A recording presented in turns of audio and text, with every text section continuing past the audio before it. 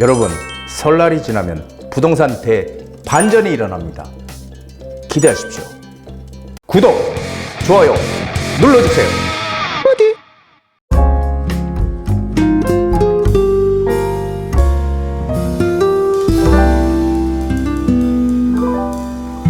부동산 DJ. 안녕하세요. 부동산 DJ 한정훈입니다. 자, 오늘 강의 내용은요, 바로 서울 이후 주택시장 놀라운 대반전이 일어난다, 이런 주제로 준비를 했습니다. 주택시장이 지금 뭐 침체에 있다 이런 얘기들 많이 하지만 대반전이 일어나기 일보 직전입니다. 궁금하시죠? 자, 그 전에 세미나 공지합니다. 자, 이제 설이 연휴가 지나고, 지금 이제 설 연휴들 이제 보내고 계실 텐데, 설 연휴가 지나고 나면은 바로 2월 5일 날 수요일 2시부터 세미나를 진행합니다. 자, 설 이후 반드시 잡아야 할 역세권 소액 투자처 공개, 이런 주제로 진행을 합니다.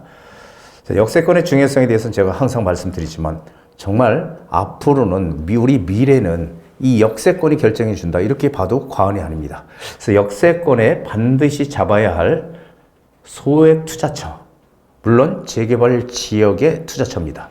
궁금하신 분들 많이 오셔서 들으시기 바랍니다. 자, 선착순 10명이고요. 예약은 필수입니다.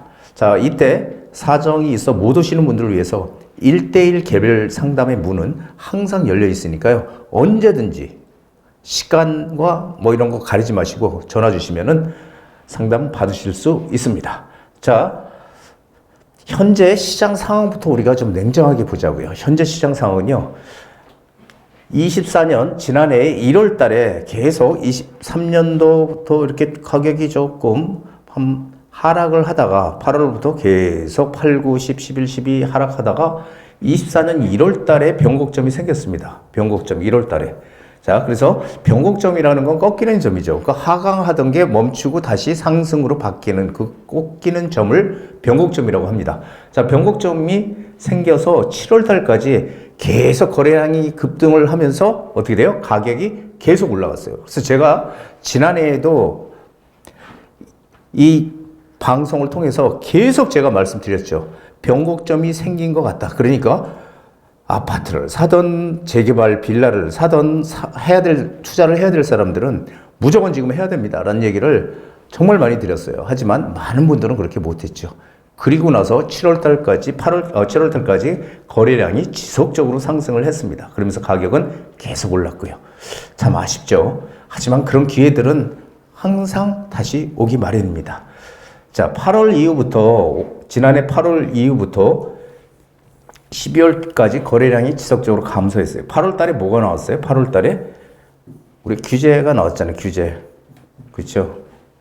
대출 규제가 8월 달부터 시작이 됐습니다. 그러면서 충격을 받아서 거래량이 지속 감소하고 있다. 저는 지금 이 시기를 집값이 하락하는 시기가 아니고 계속 쭉 올라왔기 때문에 숨고르기 장세다, 이런 얘기를 계속 드려왔습니다. 자, 거기에 또 하나가 덮쳤죠. 탄핵 정국이라는 게 하나가 더 덮쳤어요. 탄핵. 계엄령 선포, 그리고 탄핵, 구속, 체포죠, 체포. 탄핵 정국으로 인한 경제 충격.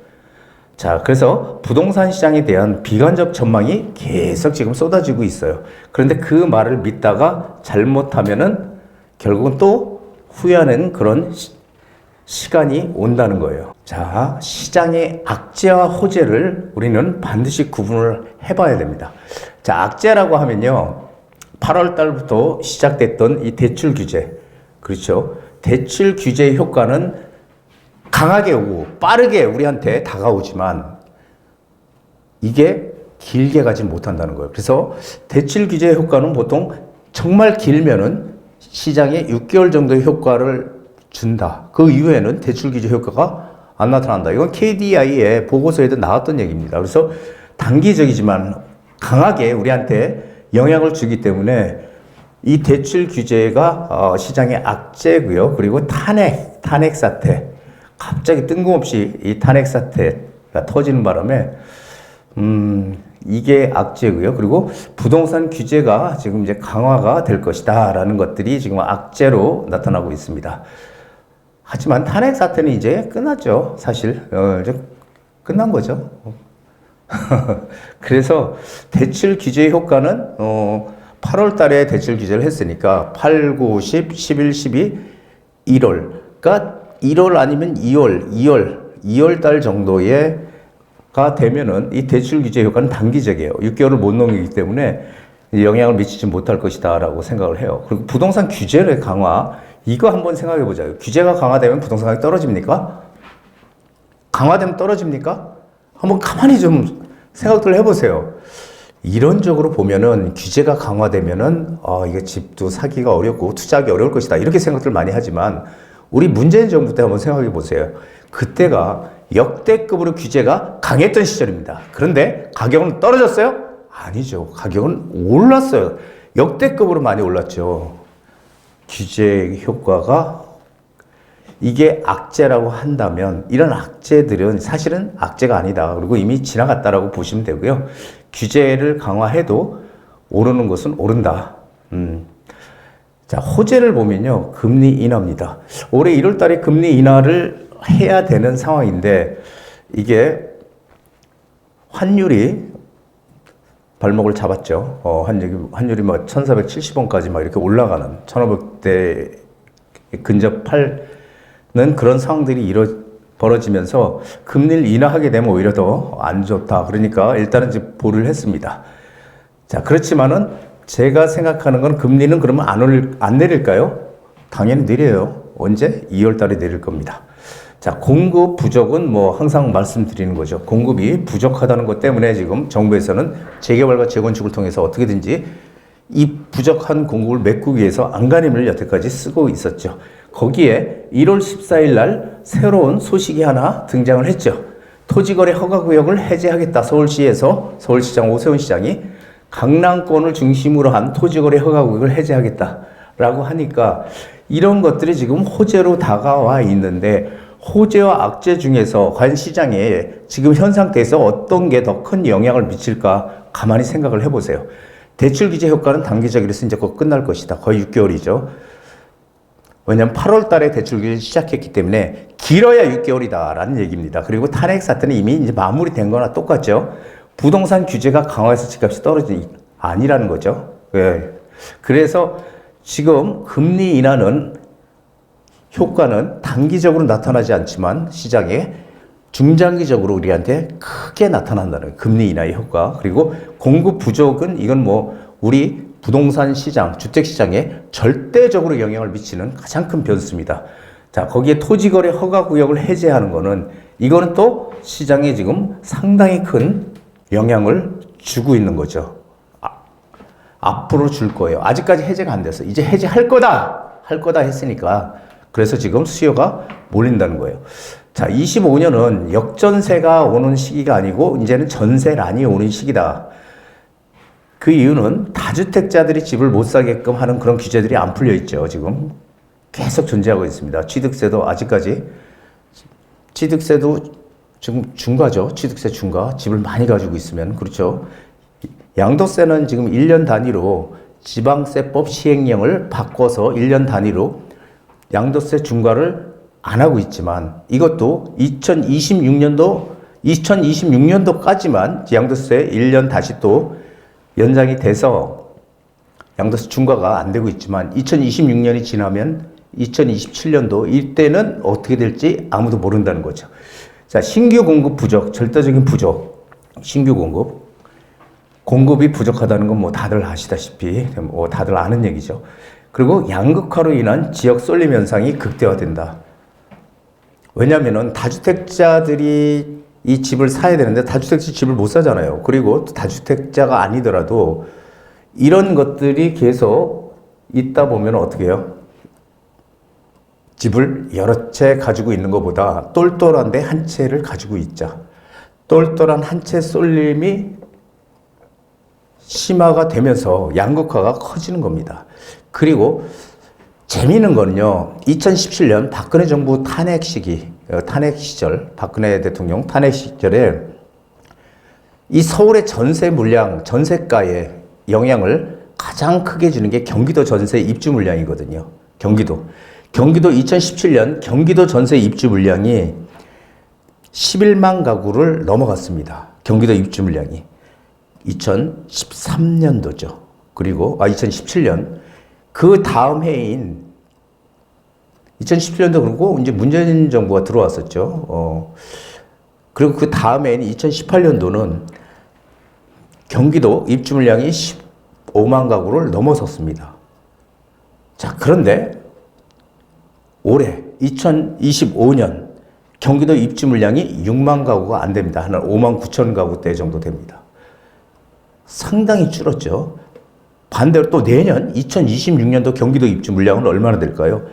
3만 5천 가구 정도 된다고 해요. 3만 5천. 엄청나게 줄죠. 자, 그렇다면은 서울의 전세가의 영향을 크게 미치는 경기도 입주 물량까지 이렇게 줄어들게 되면은 신규 공급 부족이다, 자주택자 규제 이런 것들이 같이 합세함으로 인해서 결국은 이게 전세가가 많이 오를 수밖에 없는 지금 상황으로 내몰리고 있다는 것을 여러분들은 꼭 기억을 하셔야 됩니다. 자, 2월 달이 변곡점이 될 가능성이 지금 가장 큽니다. 저는 2월 늦으면 3월 달에 변곡점이 올 것이라고 봤는데 2월 달이 유력한 것 같아요. 2월 달에 지금 뭐가 있어요? 이벤트가 한국은행의 기준금리 인하가 있습니다. 2월 달에 기준금리 인하, 그리고 토지거래 허가 지역 발표 이후에 아직까지 발표만 했지 지금 실행이 곧 될 예정이죠. 그러다 보니까 발표가 되니까 이게 발표되기 전에 집을 사자라고 생각하는 사람들이 몰려서 강남권 아파트 거래량이 지금 증가하고 있다는 거예요. 지금 늘어나고 있다. 그런데 여기서 우리가 봐야 될 게요. 강남권 아파트 가격이 늘어나면 어떻게 돼요? 그 여파가 번지죠. 번져서 서울 전역으로 번질 가능성이 상당히 큽니다. 이게 상당한 이벤트예요. 그래서 토지거래 허가 지역. 자, 이게 지금 1월 달에, 오세훈 시장 생각은 그런 것 같아요. 지금 시장이 하향 안정화돼 있다. 그러니까 지금 규제를 풀어도 된다. 근데 지금 하향 안정화돼 있습니까? 사실 아니죠. 이 강남권은 예전보다도 오히려 매매가가 정고점을 넘어서 다 올라 있어요. 정고점을 뛰어넘은 데가 유일하게 강남권인데 그 강남권이 지금 하향 안정화돼 있다고 생각해서 풀겠다라는 겁니다. 자, 강남권 집값 상승 저가 시장으로 좀 더 싼 그런 지역으로 유입될 것이다 라는 건 뭐 기정사실입니다. 자, 불확실성은 재테크의 가장 큰 적이다. 제가 3년 전부터 계속 얘기를 했죠. 자, 미국의 예를 들어서 이런 거예요. 미국의 기준금리가 막 오를 때 불확실성이 너무 컸어요. 그렇죠? 우리도 계속 따라 올려야 되니까. 저 미국이 과연 기준금리를 언제까지 올릴 것이냐. 이거 정말 아무도 몰랐어. 그러니까 그때는 정말 부동산이고 뭐고 전부 다 멈춘 상태였죠. 왜냐하면 불확실성이 너무 크기 때문에 그렇습니다. 그런데 미국이 이제는 금리를 안 올리고 인하하는 쪽으로 방향을 잡는데, 자, 그러면 우리는 어떻게 받아들여요? 불확실성이 해소가 된 거예요. 언제 인하가 되느냐, 6월 달에 인하가 되느냐, 7월 달이냐, 8월 달이냐, 이거 중요하지 않습니다. 방향이 오르다가 이제는 내리는 쪽으로 방향을 잡았다는 거예요. 이게 그래서 불확실성이 사라졌다라는 거죠. 그래서 사람들의 심리가 살아나면서 다시 부동산 수요도 생기게 됐던 것이죠. 자, 그렇다면은 지금의 빗대에서 보면요. 계엄령을 선포했어요. 윤석열 대통령이. 그리고 탄핵 가결 전까지는 불확실성이 가중됐죠. 이거 어떻게 되는 거지? 도대체? 이게 어떻게 결론이 날까? 불확실성이 가중이 됐는데, 현 탄핵 정국에서 국회에서 탄핵안이 가결이 되면서 불확실성이 일단 사라졌습니다. 불확실성이 사라져서 어때요? 그때 거래량이 소폭 증가를 했다는 거예요. 그래서 참 이런 것들이 우리도 항상 제가 말씀드리지만 이 불확실성은 우리 재테크에서 가장 큰 적이다라는 거. 그래서 불확실성만 사라지면은 언제부터 뭘 진행이 될까? 이게 중요하지 않다는 거예요. 방향성이 중요하지. 자, 그리고 더 중요한 거. 수요와 공급은 부동산 가격을 결정합니다. 이거 다들 아시죠? 너무도 쉬운 얘기고 누구나 다 아는 얘기입니다. 수요가 공급보다 많으면 가격은 오르고요. 수요가 공급이 수요보다 많으면, 공급이 많으면 가격이 하락합니다. 부동산의 여러 가지 변수 중에서 끝판왕은 바로 이 수요와 공급입니다. 뭐 금리 변수니 뭐 정책 변수니 여러 가지 뭐 변수가 있겠지만은 그 변수들도 영향을 미치겠죠, 당연히. 하지만 가장 큰 영향이 실질적으로 미치는 것은 수요와 공급이에요. 금리가 아무리 높아, 금리가 막 높아, 금리가 높았는데 가격은 올라. 왜 올라요?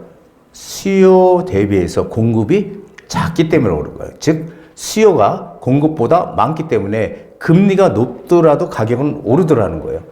우리 2008년도 금융위기 생겼었죠. 금융위기 9월 14일 날 리먼 브라더스가 파산을 하면서 미국의 금융위기가 시작됐습니다. 그때 2008년도에 1월달, 2월달, 3월달 이때 기준금리가 5%가 됐다는 거 아시고 계십니까? 5%.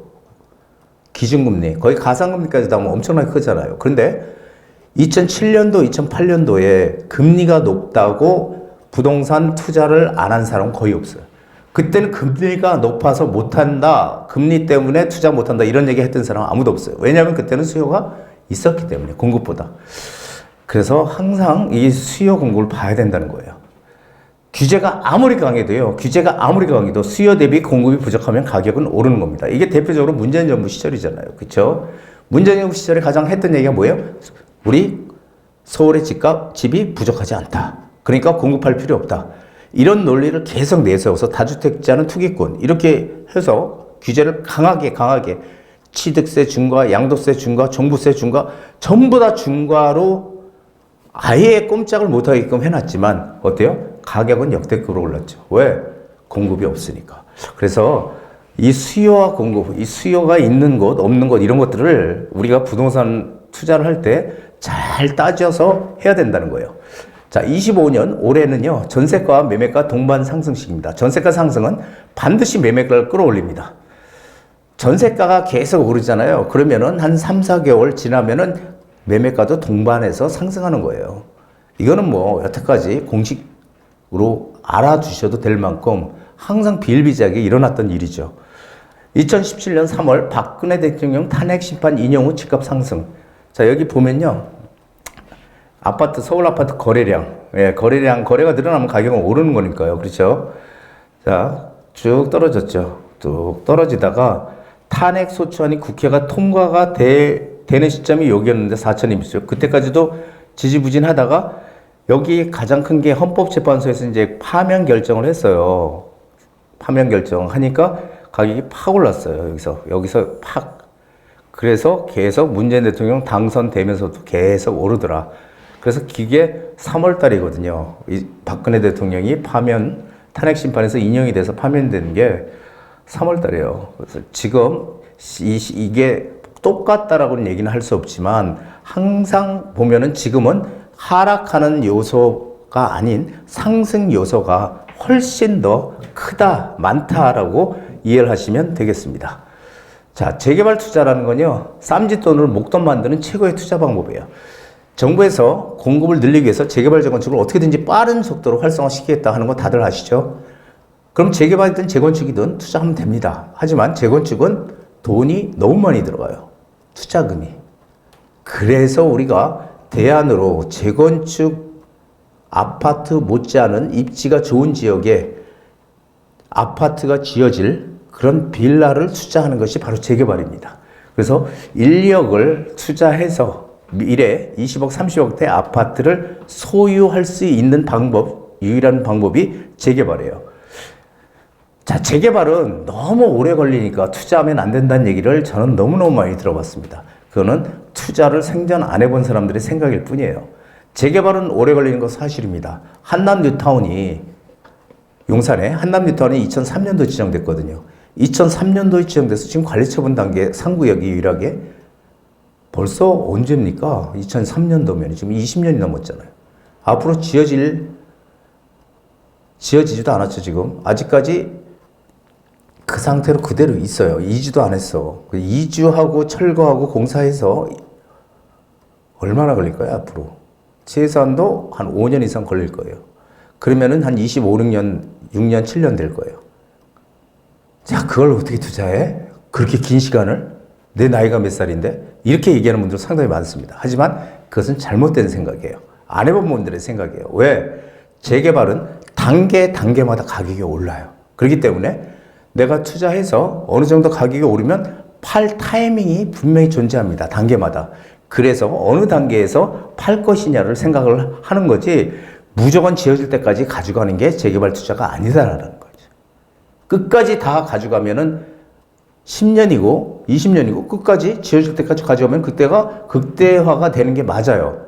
그리고 그때가 가장 큰 이익을 보는 게 맞지만 너무 시간이 길어. 그렇기 때문에 우리는 재개발이 진행되는 단계마다 가격이 오르니 그 어떤 단계에서 내가 지금 이 정도의 이익을 얻고 매도를 할까 말까를 고민을 할 수 있는 유일한 게 재개발입니다. 자, 그래서 재개발 투자를 제가 작은 돈으로 큰 목돈을 마련할 수 있는 그런 투자처다. 저는 그렇게 얘기를 합니다. 자, 재개발 아무 지역이나 투자해도 될까? 자, 제가 항상 얘기하는 거죠. 아무 데나. 지금 서울에는요, 재개발, 재건축 지역들이 무수하게 많습니다. 특히 재개발 지역은 여러 형태가 있잖아요. 모아타운이라는 형태, 그리고 신속통합기획, 역세권 개발 등등등 여러 가지 형태의 재개발 방식이 있습니다. 그런 재개발들이 지금 여기저기 서울시에서 지정을 해놨는데 과연 그것들이 다 진행이 될지 상당히 의문이죠. 그래서 아무 지역이나 또 가격이 싸고 싸고 좋은 지역이 있으면 정말 좋죠. 하지만 그런 지역은 없다는 거예요. 그래서 재개발에서 아무 지역이나 투자해서는 그런 곳들이 과연 다 의도대로 서울시의 의도대로 진행이 될지는 상당히 의문이에요. 그래서 거의 저는 안 될 거라고 보거든요. 그래서 어디에 들어가야 되냐면은 뭐 땡땡땡이 좋은 곳을 찾아야 됩니다. 저 땡땡땡이 뭐냐면 바로 사업성이에요. 사업성. 이 사업성이 지금은 최고예요. 무조건 사업성 나오는 대로만 들어가면 돼요. 사업성이 떨어지는 곳은 진행이 안 돼요. 왜? 사업성이 떨어진다는 거는 결국 내가 나중에 추가로 내야 될 부담금을 상당히 많이 내야 된다는 거죠. 내 집은 5억밖에 안 되는데 거기 개발해서 추가 부담금을 만약에 10억, 7억, 8억 내라 그러면 낼 수 있나요? 안 되잖아요. 그래서 이 사업성이 지금 가장 큰 문제예요. 거기다가 철근, 콘크리트 이런 거 다 올랐잖아요. 그렇죠? 어마어마하게 올랐잖아요. 그게 공사비부터 해서 다 올라 있어요. 그래서 사실은 이 민간 기업에서, 민간 회사, 건설사에서 이런 것들을 재개발 지역을 수주를 해서 지으려고, 공사를 하려고 해도 이익이 나야 하는 거지. 이익이 안 나면은 절대 달려들지 않습니다. 이익이 나는 지역들만 들어올 거예요. 그 사람들은 왜냐하면은 민간 기업들은 열심히 좌우지간 프로젝트를 완성해서 돈을 벌어야 되거든요. 그래야지 살아남을 수가 있잖아요. 이 정부 공공기업들 망하나요? 절대 안 망하죠. 공공기업들, 공공기관들. 하지만 기업은 까딱 잘못하면 망합니다. 그렇기 때문에 이익을 최우선으로 하죠. 이익을 최우선으로 하기 때문에 사업성이 높은 곳들만 찾아갈 거예요. 그래서 이 사업성이 높은 곳들은 재개발이 진행이 잘 원활하게 이루어질 겁니다. 그래서 이런 곳을 찾아야 되는 거지 사업성이 떨어지는 데들은 아무리 입지가 좋다고 하더라도 상당히 진행되기가 어렵다라는 거 꼭 기억을 하셔야 돼요. 제가 예전에는 입지 가치에 대해서 많이 얘기를 했죠. 입지 가치. 입지 가치가 부동산의 첫 번째 가치다. 정말 중요한 가치입니다. 하지만 지금도 중요하고 앞으로 미래도 중요할 거예요. 근데 지금 시기에는 입지 가치보다 더 중요한 게 바로 이 사업성이에요. 이 사업성이 있느냐 없느냐가 우리 부동산 투자의 미래를 결정할 거다. 특히 올해 시장은 이 재개발 시장에서 상당히 중요한 그런 한 해가 될 것 같아요. 왜냐하면은 빌라들도 이제는 공급이 거의 없거든요. 짓질 않으니까. 그래서 이런 빌라들이 희소 가치도 커지지만 가격도 또 많이 상승하는 그런 시기가 될 것이다 라고 저는 판단을 합니다. 자, 그래서 2월 달이 여러분들이 많이 기다리셔도 되는, 그리고 얼마 안 남았죠. 2월 달이 변곡점이 분명히 생길 거다라고 저는 생각을 합니다. 자, 설 이후 반드시 잡아야 할 역세권 소액투자적 공개 2월 5일 세미나 진행합니다. 자, 기회는 반드시 옵니다. 우리가 투자를 할 때 이 기회는 반드시 옵니다. 근데 기회가 왔는지조차 모르는 사람들이 많죠. 우리 보통 인생에 3번의 기회는 온다고들 얘기는 하지만 그 3번의 기회가 나한테 왔어? 나는 안 왔는데 너는 왔니? 이렇게 물어보는 분 상당히 많아요. 그리고 저도 가만히 생각해 보면은 기회가 3번이 왔는지 2번이 왔는지 몰라. 근데 분명히 1번 정도, 2번 정도는 온 것 같아요. 한두 번은. 지금 와서 생각해 보니까 기회는 오지만 그 기회가 자주 오지 않아요. 자주 오지 않아. 그러니까 기회가 왔을 때 우리는 어떻게 돼요? 움켜잡을 수 있는 그런 힘이 있어야 되죠. 이 재테크에서 기회가 왔을 때 움켜잡을 수 있는 힘은 뭡니까? 그건 바로 지식을 많이 쌓고 내가 경험이 많아야 돼요. 지식이 많이 쌓이게 되면 뭐가 돼요? 지혜가 되잖아요. 그래서 이 기회를 우리가 자주 오지 않는 기회를 찾아가는 그런 강의가 제 동영상에 많이 담겨져 있습니다. 많이들 오셔서 동영상들 보시고요. 새해 복들 많이 받으시고 그리고 올해는 더 행복한 그런 일들 많이 생기시기를 제가 기원하겠습니다. 자, 오늘 강의 여기까지입니다. 한정훈의 부동산 DJ에서는 여러분들의 고민을 기다립니다. 영상을 보시고 투자에 관심 있으신 분은 지금 바로 연락 주시기 바랍니다.